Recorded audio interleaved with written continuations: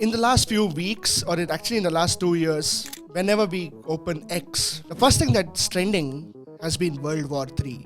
Brink of World War III. We're at the brink of World War III. World War III has already started. It started in Ukraine. Every time, whether you go on Instagram, whether you go on YouTube, whether you go on any social media outlet, even mainstream media, the conversation is always about, is World War III gonna happen? Are we on the brink of World War III? Is this the major conflict of this century? And so on and so forth. But today we are not here to speculate on whether World War III is going to start. But what we are here to tell you guys is about how these conflicts are going to be fought going forward. And I'm going to give you some authentic examples to suggest that there's a sort of a conflict that's happening with the war of narratives. Hello, my name is Rohit Kutpat and this is the Indian Millennials channel. Thank you for clicking on this video.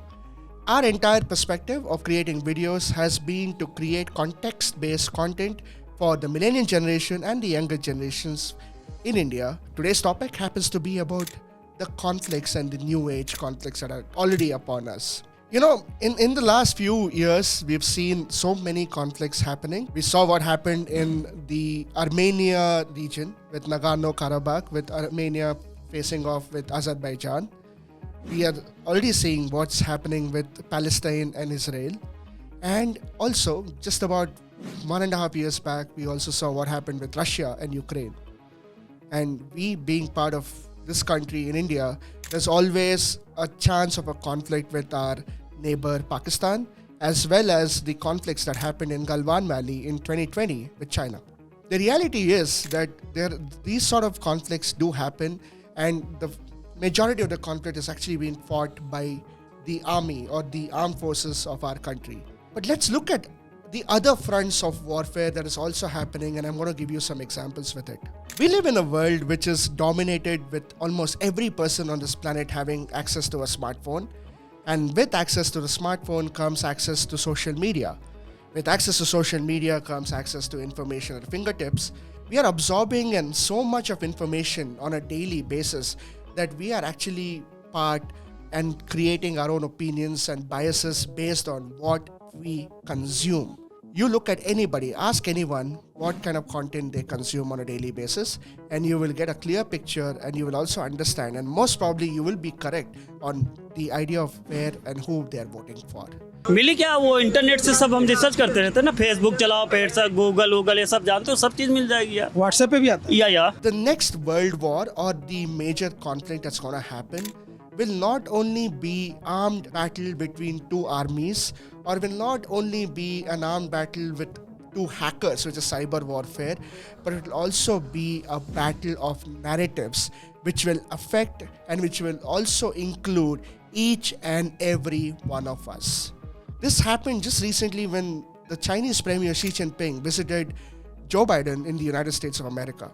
In the US, at the same time, a letter written by Osama bin Laden was made viral on TikTok in the US alone, just a few weeks back in the year 2023. When there's a social media narrative that's going on with Israel and Palestine, while people say Israel is right or people say Palestine is right, you see the number of people who are actually voicing out their opinions or voicing out their frustration, their support for either person on social media. Where does one person who has no clue what's happening with Israel or Palestine or anything, how does that person take a stand on these particular affairs? How does one really understand the truth behind any conflict? How do they make their opinion? How do they realize what is the truth and what is reality, what is absurd and what is false information? The reality is that you can't. There is no solution or there's no one-size-fits-all rule to come up to a concrete opinion on what's happening in the world today. Because the reality is, we are also part of this conflict because there's so many narratives that are spun towards us. The only way one can understand is you need to understand what is a narrative, what is fact, and what is an opinion. There is a difference. Facts are facts. What is happening on the ground, those are facts. Opinion based on those facts are an opinion. But the narrative is a collective group trying to point towards one particular thinking is a narrative. A narrative does not come from one source, it comes from multiple sources. It's like 1, 3, 5, it's a pyramid angle basically, with one person giving the narrative to two people and then two people supporting it to make it 4, 4 becomes 8, and it goes on from there. Narratives is what's going to be fought, because there are a lot of narratives on social media on anything that you see in the world today, any conflict that is seen today. Just be mindful and careful about what you consume, and if you consume, just try to ensure that you understand whether it's a narrative or not. If you support the narrative, feel free to support it. It's okay to support a narrative. It's okay to support one person's opinion. It's also okay to understand everything that is there. But if you want to be a nuanced individual and you want to really know what's happening, do a little bit more research and form your own opinion and understand what's a narrative, what is this and what's that. Because the next major conflict in the world will include each and every one of us. This is not me saying, this is the facts of the world that we live in today speaking on a daily basis.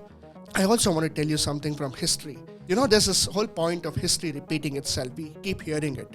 But the reality today is that history not only repeats itself, it actually changes tables.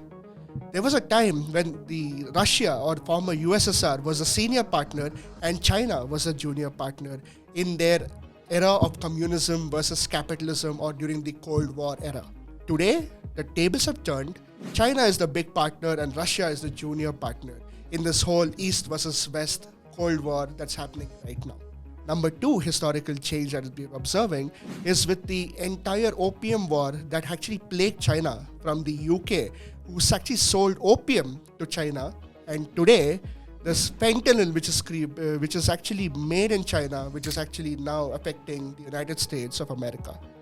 Everything is changing, but also tables are also turning. And it's a great thing for India because India's economic progress can actually mirror what was happened in the US during the Great Depression era. Number one thing that happened post Great Depression was the Americans built a huge network of roads and highways and railways.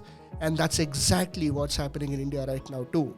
We actually built close to 30 to 35 kilometers of national highway every single day. If India ends up becoming a great economy, you need to understand that there is a certain parameter, certain pattern that has been taken from the historical fact of things that have happened in the past. Past repeats, but in different ways. Observe it because that is where everyone can understand what's really happening in the world today. Narrative wars, brace yourself because this is just the beginning. And in my honest opinion, and I hope I'm wrong, we are all part of this. If anything comes up in any sort of anti-India rant that you see online, try to understand whether it's an opinion or whether it's a narrative. If it's a narrative, if you support it, please feel free to do it.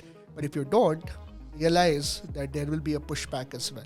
So brace yourself for the game of narratives because next war which will be fought in any country will be fought by the soldiers at the borders, by people on social media, and also by experts in the tech field literally fighting off cyber attacks.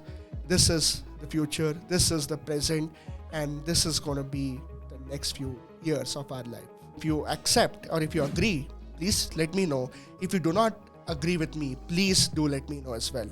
Because I certainly feel this way, and I might be wrong, and I hope I'm wrong, but at the same time, this is based on facts and figures. That's it from me, Rohit Kotpad. Take care of yourselves, take care of the content that you consume, and until next time, please stay tuned and goodbye for now. Please like, share, subscribe to our videos and to our channel and support us as well as you can.